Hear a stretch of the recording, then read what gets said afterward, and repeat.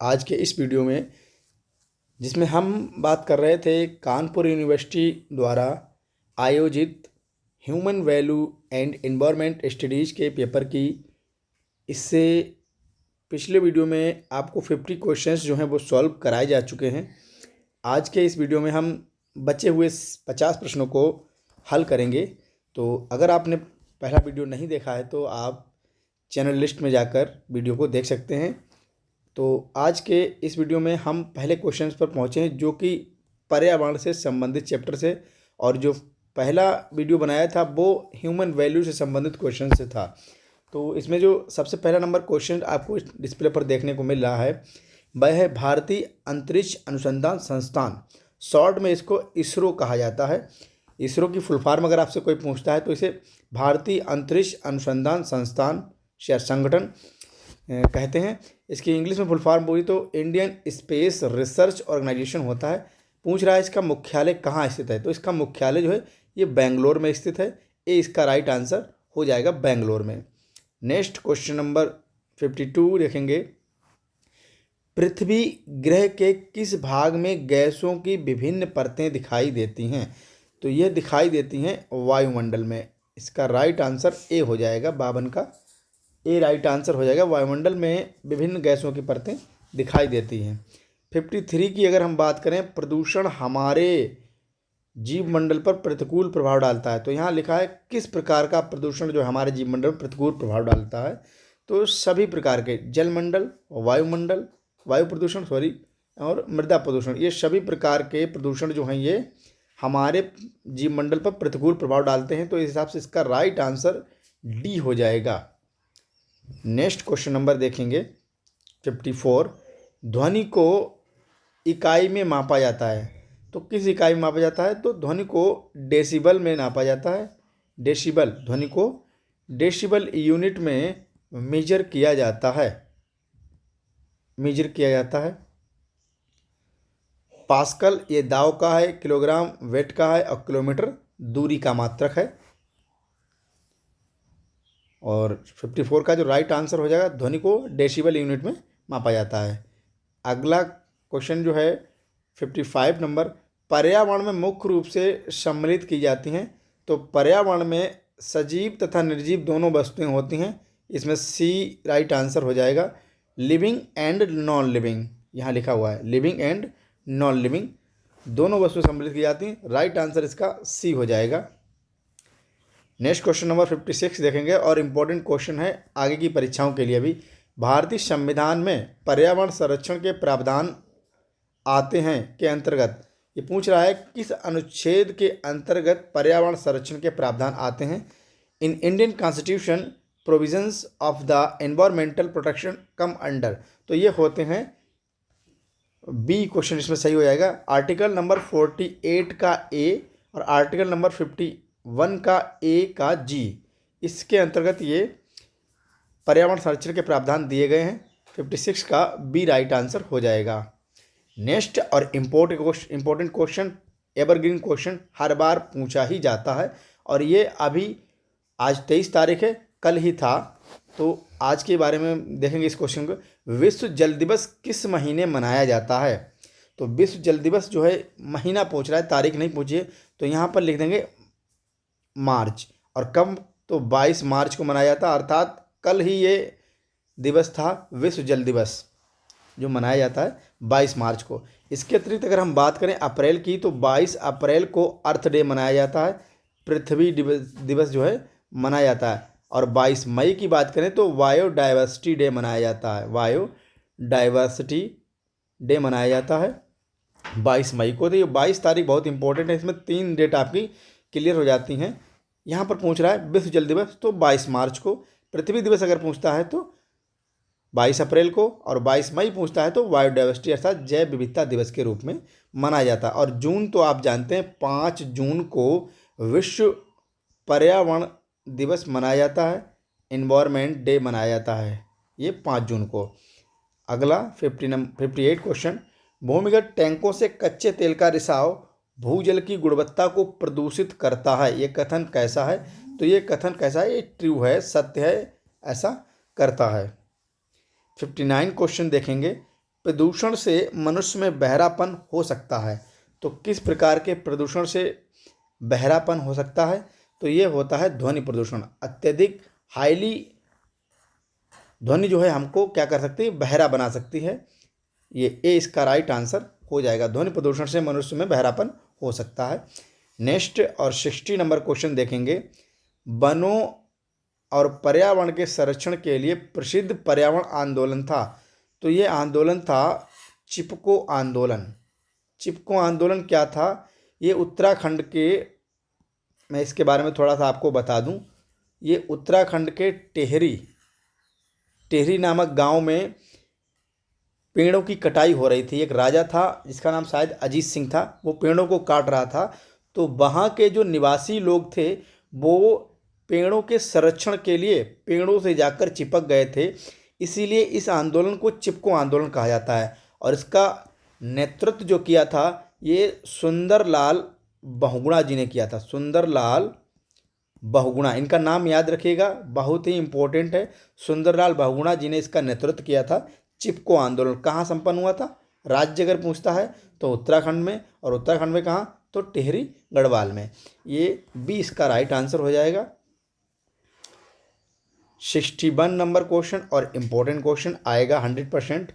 तो 3R सिद्धांत निम्न के क्रम में है। तो 3R का मतलब होता है 3 बार R, इस तरह से RR। सबसे पहले होता है रिड्यूस, कम करें। सबसे पहले क्या होता है? रिड्यूस अर्थात कम करें। रीयूज, दोबारा यूज करें।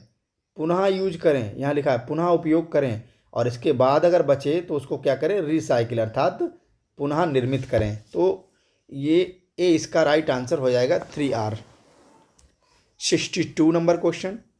किस प्रकार का प्रदूषण हमारे श्वसन तंत्र को सबसे अधिक प्रभावित करता है?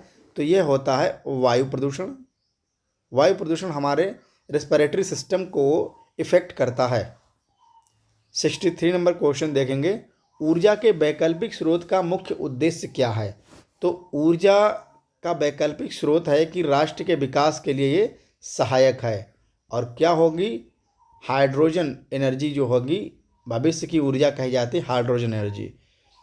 64 नंबर क्वेश्चन देखेंगे। निम्नलिखित में कौन मानव के लिए गंभीर स्वास्थ्य समस्या उत्पन्न कर सकता है या पैदा कर सकता है? तो ये होता है कीटनाशकों का अत्यधिक प्रयोग।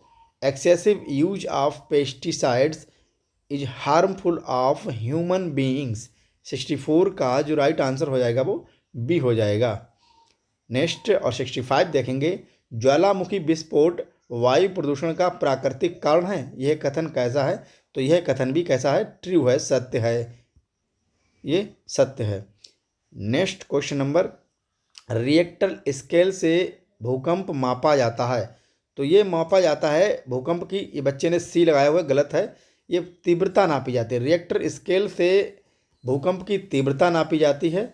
और एक होता है सीस्मोग्राफी। सीस्मोग्राफी से मैग्नीट्यूड अर्थात परिणाम मापा जाता है, जिसे हम सीस्मोग्राफ कहते हैं। सीस्मोग्राफ से क्या नापते हैं? परिमाण नापते हैं इसकी। और तीव्रता रिएक्टर स्केल से मापते हैं, ध्यान रखिएगा। इसका सी राइट आंसर नहीं होगा, इसका ए होगा। रिएक्टर स्केल से तीव्रता मापते हैं और परिणाम अगर परिमाण पूछता है तो सीस्मोग्राफ से मापते हैं। नेक्स्ट 67 देखेंगे। आईपीसीसी का पूर्ण रूप है। तो आईपीसीसी का पूर्ण रूप होता है intergovernmental panel on climate change. Important question है, याद रखिएगा परीक्षा की दृष्टि से। तो I for intergovernmental, P for panel on, C for climate and C for change. B इसका राइट आंसर होगा। 68 नंबर क्वेश्चन और इम्पोर्टेंट है पर्यावरण की दृष्टि से। रेड डाटा बुक संबंधित है। तो रेड डाटा बुक में सभी लुप्त प्राय प्रजातियों के रिकॉर्ड संरक्षित या लिखे जाते हैं। ये record of all the endangered species, B इसका राइट आंसर हो जाएगा। 69 क्वेश्चन नंबर देखेंगे। बाढ़ के खतरों का मुख्य कारण है। तो बाढ़ क्यों आ रही है? इसका प्रमुख कारण है कि वनों की कटाई, तीव्र औद्योगिकरण, ग्लोबल वार्मिंग, ये सभी इसका कारण है। तो डी राइट आंसर इसका हो जाएगा। 70 नंबर क्वेश्चन देखेंगे, केवलादेव राष्ट्रीय उद्यान किस राज्य में स्थित है? तो यह राजस्थान में है, और राजस्थान में अगर पूछता है तो कहाँ है, तो ये भरतपुर में है। भरतपुर ये मथुरा से थोड़ा आगे है, और इसे घाना पक्षी विहार भी कहते हैं। इसका दूसरा नाम घाना पक्षी विहार भी है, और ये जानी जाती है किसके लिए? साइबेरियन पक्षियों के लिए। साइबेरियन पक्षी यहाँ पर आते हैं रूस से, साइबेरियन पक्षी यहाँ पर आते हैं। कहाँ? केवलादेव राष्ट्रीय उद्यान में। घाना, इसे दूसरे नाम से घाना पक्षी विहार भी कहते हैं, और कहाँ है? भरतपुर, राजस्थान में है। नेक्स्ट और इम्पोर्टेंट क्वेश्चन 71 नंबर देखेंगे, ओजोन छिद्र संबंधित है। तो ओजोन छिद्र ये संबंधित है अंटार्कटिका से, अंटार्कटिका से संबंधित है। होता क्या है, जो ग्लोबल वार्मिंग हो रही है उससे अंटार्कटिका में जो बर्फ़ होती है वो पिघल रही है, वो पिघल रही है, तो वो हमारे समताप मंडल में उपस्थित ओजोन लेयर में छिद्र कर रही है, जिसे ओजोन छिद्र के नाम से जाना जाता है। इससे होता क्या है, ये सूर्य से आने वाली हानिकारक अल्ट्रावायलेट रेज होती हैं, वो सीधे ही हमारी बॉडी पर पड़ती हैं, जिससे त्वचा कैंसर होने का डर रहता है। तो इम्पोर्टेंट है, ओजोन छिद्र संबंधित है अंटार्कटिका से। क्यों? क्योंकि इस पे जो बर्फ़ है इसके कारण ये बर्फ़ पिघल रही है, जिसके कारण ओजोन छिद्र हो रहा है। और ओजोन छिद्र कहाँ देखा जाता है? तो अंटार्कटिका पर। इस तरह से ये हमारा विश्व है, ये इक्वेटर है या 0 डिग्री इसको कह सकते हैं, ये 23 डिग्री साउथ है, और ये 23 डिग्री 23.5 डिग्री नॉर्थ है। ये पार्ट अंटार्कटिका है, और ये पार्ट क्या कहलाता है? आर्कटिक कहलाता है। ये कर्क रेखा है, और ये मकर रेखा है। इस हिसाब से ये मकर रेखा, ये कर्क रेखा है। तो अंटार्कटिका कहाँ पर है? ये यहाँ पर क्या है, ये बर्फीला स्थान है, और यहाँ से जो ग्लोबल वार्मिंग है इसके कारण ये बर्फ़ यहाँ पर क्या है, पिघल रही है, और पिघल कर कहाँ जा रही है? समताप मंडल पर। समताप मंडल में ये क्या कर रही है? ओजोन लेयर है उसमें छिद्र कर रही है, जिसे ओजोन छिद्र के नाम से जाना जाता है। 72 नंबर क्वेश्चन देखेंगे, निम्नलिखित प्राकृतिक कारकों के कारण सूखा पड़ता है। किसके कारण? अत्यधिक खेती के कारण, अधिक चराई के कारण, कम वर्षा के कारण। तो इसमें जो राइट आंसर हो जाएगा सी हो जाएगा। कम वर्षा के कारण क्या होता है? सूखा पड़ रहा है। 73 नंबर क्वेश्चन इंपॉर्टेंट हो जाएगा, राष्ट्रीय आपदा प्रबंधन संस्थान स्थित है। राष्ट्रीय आपदा प्रबंधन संस्थान जो स्थित है ये न्यू दिल्ली में स्थित है। National institute of disaster management is located at, तो ये न्यू दिल्ली में स्थित है। सी इसका राइट आंसर हो जाएगा। इंपॉर्टेंट क्वेश्चन, भारतीय वन अधिनियम संबंधित है इंडियन फॉरेस्ट एक्ट, तो ये संबंधित है 1927 में ये एक्ट लागू हुआ था। अगला और इम्पोर्टेंट क्वेश्चन, टीटी में तो ये क्वेश्चन बहुत ही पूछा जाता है, स्मॉग किसका मिश्रण है? तो स्मॉग जो होता है इसमें धुआं होता है और कोहरा होता है। ये इसका राइट आंसर हो जाएगा। 76 नंबर क्वेश्चन, भूकंपी तरंगें होती हैं, सेस्मिक वेव्स आर, तो ये सभी प्रकार की होती हैं। डी इसका राइट आंसर। प्राइमरी होती हैं, रेलिव वेव होती हैं, लव वेव होती हैं, सभी प्रकार की तरंगें होती हैं। डी इसका राइट आंसर हो जाएगा।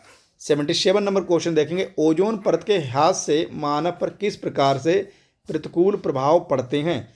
तो इनसे क्या होता है? त्वचा कैंसर होता है और डिसेंट्री भी हो जाती है। तो इसका सी राइट आंसर हो जाएगा 77 का। 78 नंबर क्वेश्चन, नाभिकीय विकिरण का स्रोत है, तो source of nuclear radiation is, तो परमाणु ऊर्जा संयंत्र जहाँ पर बिजली बनती है ये क्या है? नाभिकीय विकिरणों का स्रोत हैं। सी इसका राइट आंसर होगा। अगला और इम्पोर्टेंट क्वेश्चन, भविष्य में आने वाला, विश्व पर्यावरण दिवस किस महीने मनाया जाता है? तो ये जून में मनाया जाता है, हमने बताया था आपको। जून में कब मनाया जाता है? तो 5 जून को मनाया जाता है विश्व पर्यावरण दिवस। और जुलाई में एक ही दिवस इम्पोर्टेंट होता है, 11 जुलाई। 11 जुलाई को विश्व जनसंख्या दिवस मनाया जाता है, विश्व जनसंख्या दिवस मनाया जाता है। मार्च में 3 मार्च और 20 से लेकर 24 मार्च तक इम्पोर्टेंट होती हैं। इन सभी दिनों को आपको रटना चाहिए। और दिसंबर में 25 दिसंबर तो आप जानते ही होंगे, 1 दिसंबर को एड्स दिवस के रूप में मनाते हैं। ये इस तरह से। 80 नंबर क्वेश्चन, भारत में ताजमहल को किस प्रकार के प्रदूषण से प्रभावित किया है? तो ये होता है वायु प्रदूषण। वायु प्रदूषण अर्थात SO2 के कारण जो है ये पीला पड़ रहा है, इसलिए वायु प्रदूषण से इसको ज़्यादा खतरा है। 81 पर्यावरण वन और जलवायु परिवर्तन मंत्रालय कहाँ स्थित है? तो यह दिल्ली में स्थित है। 81 का सी राइट आंसर हो जाएगा, दिल्ली में। 82 क्वेश्चन नंबर, भारतीय सुदूर संवेदन संस्थान institute Indian institute of remote sensing is situated.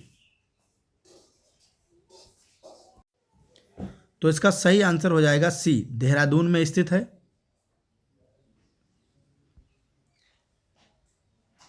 83 number question देखेंगे, कौन सा मानकों के ISO 14000 परिवार से संबंधित नहीं है? तो इसमें 3 चीजें आती हैं, आप याद रखिएगा।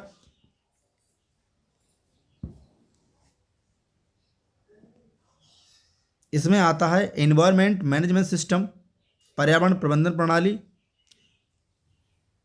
और लाइफ साइकिल असेसमेंट आता है, एनवायरमेंट एडिटिंग आती है, लेकिन जो गुणवत्ता प्रबंधन प्रणाली होती है ये नहीं आती है। बी इसका राइट आंसर हो जाएगा 83 का। अगला और इम्पोर्टेंट क्वेश्चन, वन्य जीव संरक्षण अधिनियम किस वर्ष प्रस्तावित हुआ था? तो ये हुआ था 1972 में। इसके अतिरिक्त आपको बता दें स्टूडेंट, 1973 में एक स्कीम लागू हुई थी जिसे हम लोग जानते हैं टाइगर प्रोजेक्ट के नाम से।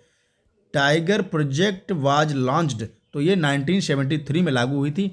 इसके अतिरिक्त जो 1986 है, ये विश्व पर्यावरण संरक्षण अधिनियम इस वर्ष लागू हुआ था 1986 में। यहाँ पर लिख लेंगे, विश्व पर्यावरण संरक्षण अधिनियम इस वर्ष लागू हुआ था। कब? 1986 में। और 1974 की बात करें तो ये जल संरक्षण अधिनियम इस वर्ष लागू हुआ था। जल संरक्षण अधिनियम 1974 में लागू हुआ था। ये तीनों दिवस हमने आपको बता दिया। 94 किसी भी डेट से संबंधित नहीं है। अगला और इम्पोर्टेंट क्वेश्चन, एवरग्रीन क्वेश्चन, खाली जगह का संबंध वायु प्रदूषण से है? तो ये होते हैं लाइकेन। लाइकेन को कभी कभी सैक भी लिख देता है, सैक। इसमें सै का मतलब होता है शैवाल और का मतलब होता है कवक, अर्थात कवक और शैवाल का मिला जुला रूप होता है लाइकेन, जिसे हम सहजीवी कहते हैं। सहजीवी के रूप में ये रहते हैं और किसके? ये वायु प्रदूषण के अच्छे स्रोत कहे जाते हैं। तो 85 का भी राइट आंसर हो जाएगा। 86 देखेंगे, इंपॉर्टेंट क्वेश्चन, जैव विविधता के लिए अंतर्राष्ट्रीय दिवस कब मनाया जाता है? मैं बता चुका हूँ आपको, 22 मई को जैव विविधता दिवस मनाया जाता है। पीछे भी हम बात कर चुके हैं।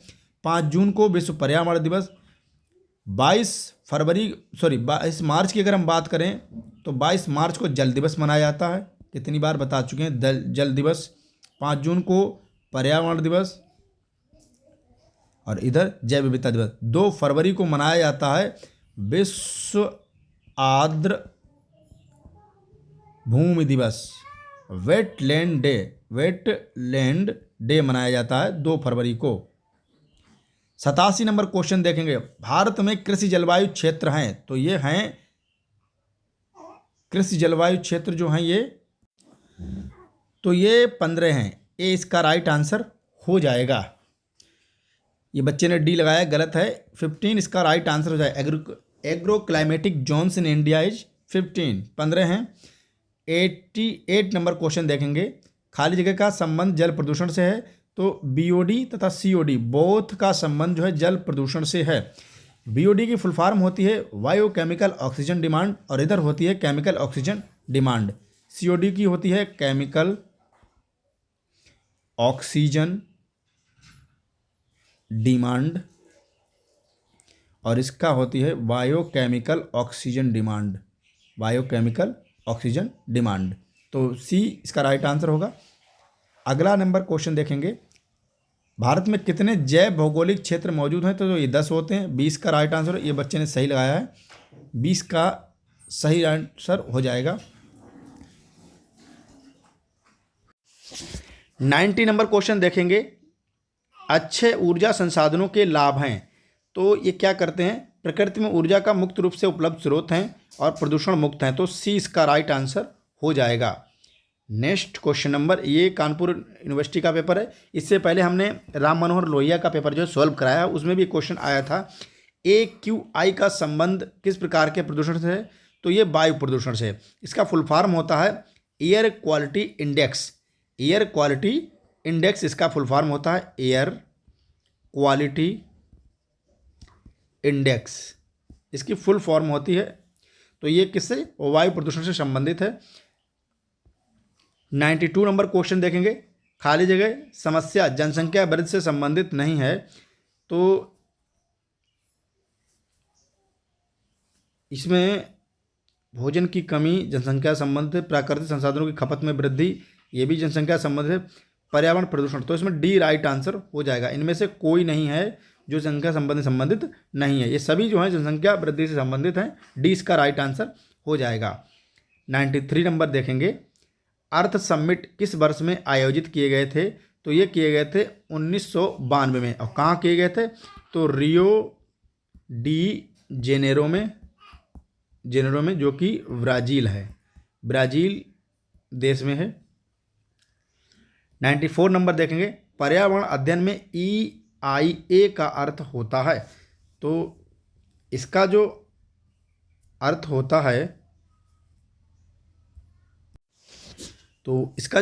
होता है, एनवायरमेंटल इम्पैक्ट असेसमेंट होता है। सी इसका राइट आंसर होगा। ये बच्चे ने गलत लगाया है, सी इसका राइट आंसर होगा, एनवायरमेंटल इम्पैक्ट असेसमेंट। 95 विश्व आर्द्रभूमि दिवस किस महीने मनाया जाता है? पहले ही बता चुके हैं, फरवरी में, और 2 फरवरी को मनाया जाता है विश्व आर्द्रभूमि दिवस, 2 फरवरी। 96 सतत विकास लक्ष्य 2023, तो इसमें 17 सतत विकास लक्ष्य हैं। सस्टेनेबल डेवलपमेंट गोल्स 2023 और 17। क्वेश्चन नंबर 97 देखेंगे। राष्ट्रीय हरित न्यायाधिकरण या इसे प्राधिकरण भी कहते हैं का गठन किस वर्ष हुआ था? तो ये हुआ था 2010 में। डी इसका राइट आंसर हो जाएगा। इसकी फुल फॉर्म होती है नेशनल ग्रीन ट्रिब्यूनल, इसे शॉर्ट में NGT भी कहता है, जो कि फुल फॉर्म पूछी गई थी डॉक्टर राम मनोहर लोहिया के पेपर में। तो इसका डी राइट आंसर हो जाएगा 2010 में। 98 खाद्य श्रृंखला और खाद्य वेब में ऊर्जा के प्राथमिक स्रोत होते हैं, तो इसमें जो होते हैं पौधे इसका प्राथमिक स्रोत होते हैं। 98 का सी राइट आंसर हो जाएगा, सन होते हैं, सूर्य होते हैं। 99 नंबर क्वेश्चन चक्रीय अर्थव्यवस्था संबंधित है, तो चक्रीय अवस्था संबंधित कचरे के उन्मूलन, पर्यावरण प्रदूषण से कमी, ठीक है, उत्पादों और सामग्रियों का संचलन से, ठीक है, प्रकृति के पुनर्जनन से, तो डी इसका राइट आंसर हो जाएगा। 99 का डी राइट आंसर हो जाएगा। और अंत में विश्व मृदा दिवस पूछा गया है। मृदा दिवस, सॉइल डे कब मना? तो इस क्वेश्चन का आप आंसर देंगे कब मनाया जाता है। मैं इस क्वेश्चन को छोड़ दे रहा हूँ। फिलहाल ये दिसंबर महीने में मनाया जाता है और किस तारीख को मनाया जाता है, तो ये आप बताइएगा। इस क्वेश्चन को हम यहीं पर छोड़ दे रहे हैं। आप इसका जवाब कमेंट में हमें ज़रूर दीजिएगा। और यदि आपके पास कोई ऐसा पेपर है जिसको आपको सॉल्व कराना है, तो आप हमारे मोबाइल नंबर 8299485080 पर व्हाट्सएप करके PDF भेजकर उसका उत्तर जो है प्राप्त कर सकते हैं। इसी के साथ आज का ये वीडियो यहीं समाप्त किया जाता है।